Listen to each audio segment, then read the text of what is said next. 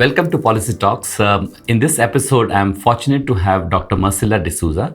Dr. D'Souza is working with an organization called Watershed Organization Trust.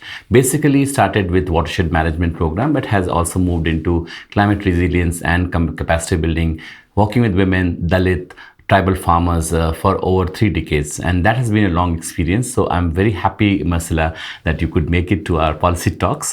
Marcella, my first question to you is, how have you come to attach yourself with water as an organization? What has the starting point been for you? You have led this organization for more than a decade later, but just tell us how did you get attached to it? Well, being a medical doctor and by training, when I saw rural poverty and when I saw the malnourishment during my internship posting in rural Maharashtra, I saw the extreme poverty, I saw malnourishment, I saw a lot of disease. And the first question was, if people don't have the food, if people don't have clean water, how can we address the problem by just only giving medication? That was the turning point actually in my life when I decided then I move out of clinical practice and go into public health, community health, call it whatever. The water began by addressing the issue of rural poverty from the perspective of semi-arid India, which was constantly facing droughts, dry lands, loss of no water for agriculture, and farmers constantly migrating. That was the reason why we realized that, the founders realized that WOTR had to be set up in order to develop the methodology for having a participatory approach to watershed development. It is more of land restoration on an ecosystem base from the watershed perspective, bringing in NGOs to develop capacities of rural communities. And right from the onset, it was putting the rural community in the center of the development process. I was invited at that time, it was 95, to join in because after 2 years of implementing the project, developing methodologies, women were in the background. And I remember the very first experience I had going to a rural village, a watershed community in Aurangabad district. Sitting down there with the women, the first thing a woman does is she lifts up her child and she tells me, how do I feed my child? Now that touched me was particularly because it was the quest that I had. And then I said to myself, if watershed development can bring in improvement in the soil, prevent soil erosion, improve water availability, and therefore have an impact on agriculture, then this is where we can address nutrition. So for me, that was the story. Wonderful.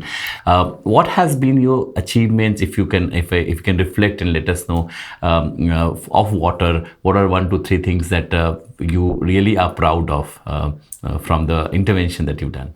To begin with the Watershed Development Program, the way it was conceived was together with the Government Institute, NABARD. So what Water's role was, develop the methodology and together with the NGOs, work on the capacity building and put it on action. What we did during the whole process was engage the government, all the government departments at every sector. And this case came up when the central government then adopted the capacity building approach into the national, it was the Integrated Watershed Management Program at that time. Later on, when it started being effective, then we had a number of NGOs who could take it forward and expand it.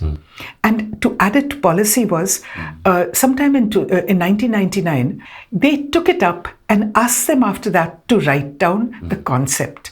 And that was when Crispino, together with Mr. Nanda, worked on the concept. And Mr. Nanda told Crispino, the condition is that water will give us trainings and help us develop the capacities. That became the Watershed Development Fund, which is now implemented in NABARD across the country. So my question to you here is, how do this transitioning between from the restoration of ecology and resilience building in the communities against certain climate change related catastrophes that we are facing. How did you induct into, because you have successfully done that, which others have grappled with? There were 4 years of consecutive drought and drought-like conditions. It was 2000, 2001, 2 and 3. What we observed was that we expected that the impact of the watershed development would keep people back in the village because they had agriculture, they had water resources, which was happening earlier until this period of 2000 to 2003.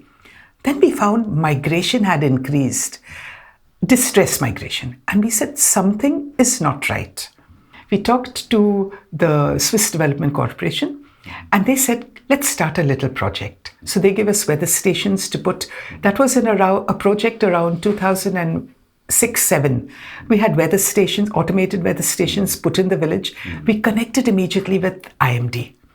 That began the experiment of putting automated weather stations in the community and getting the community, including children, to protect it. That was first step. They owned it. And then later on, that gave us confidence, that project. During the same time, we said, we're getting more water.